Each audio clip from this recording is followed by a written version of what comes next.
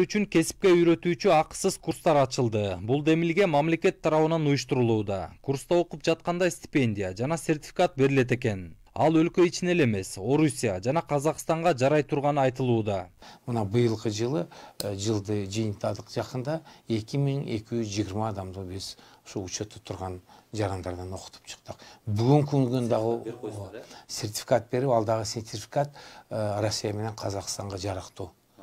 Биз шаар бою менен 10 кесиптик лицейлер менен келишим түзүп, эң негизги ошолор менен иш алып барып атабыз. Окутуу үчүн атайын кесиптик окуу жайлар менен келишимдер түзүлгөн. Ал жерлерде 60тан ашык адистик боюнча даярдашат. Анын ичинде бухгалтердик эсеп, чет тили, компьютердик сабаттуулук сыяктуу курстар камтылган. Ошондой эле телефон оңдогонду, ширетүүнү жана башка кесиптерди үйрөнүүгө болот. Мүмкүнчүлүктөр мамлекет тарабынан жакшы деп ойлойм, анткени жумушсуз болсо өзүнүн кесибин алмаштырып, башка профессиянын ээси болууга мүмкүнчүлүк түзүлгөн. Мисалы үчүн өзү 5 жыл бухгалтер болуп окуса, келип визажды окуйм десе, келип алмаштырып, кесибин алмаштырып, каалаган кесибин алып кетет. Жана эч кандай затрата жок, мисалы үчүн.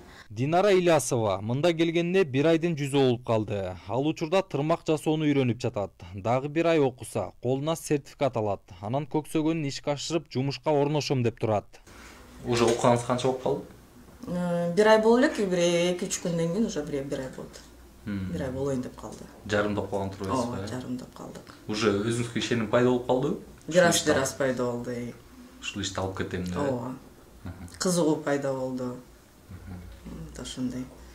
Анан үйгө барып дагы электенип атасызбы? Башка кичинекей кыздар базага алып туруп. Кимдин колун көрсө эле кегилесилерге жасап берейин деп эле аракет кылып атам. Айтсак, бир группада 10дон 15ке чейин студенттер окушат экен. Окуу жайда бардык керектелүүчү шаймандар, жабдуулар менен жабдылган. Керек болсо бүтүрүүчүлөр үчүн багыттар берилип, иш менен камсыз кылууга бардык жардамдар көрсөтүлөт. Жумуштар ошондуктан.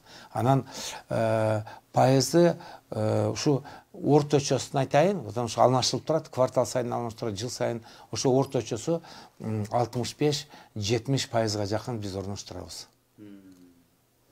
Анан жана байланыш бар, себеби окууну бүткөндөн кийин эгер ишке тура турган болсо жанагы система бар дебиз го, бүт түндүк. Сразу эрге келет, же патенти турат, ал иштеген болот. Андан тышкары биз байланышып турабыз, баягы каттоодо тургандан 1 айда бир жолу, 2 айда жолу чакырып сүйлөшүп турабыз. Калаада жумушу жок жүргөндөр үчүн жакшы шарт түзүлдү. Эгер акысыз окууну каалагандар үчүн төмөнкү документтер талап кылынат.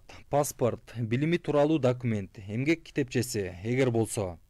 Так, теперь сверху вниз, помедленнее, да?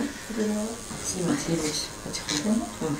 Так, оборот чуть-чуть. Статистикага таянсак, 2022 жылдын алгачкы айларына карата Бишкекте жумушсуз жүргөн 6004 адам катталды. Бул расмий сан. Мындан да көп болушу мүмкүн. Маалыматка караганда жумушсуз жүргөндөрдүн 62% аялдар болсо, 32% эркектер.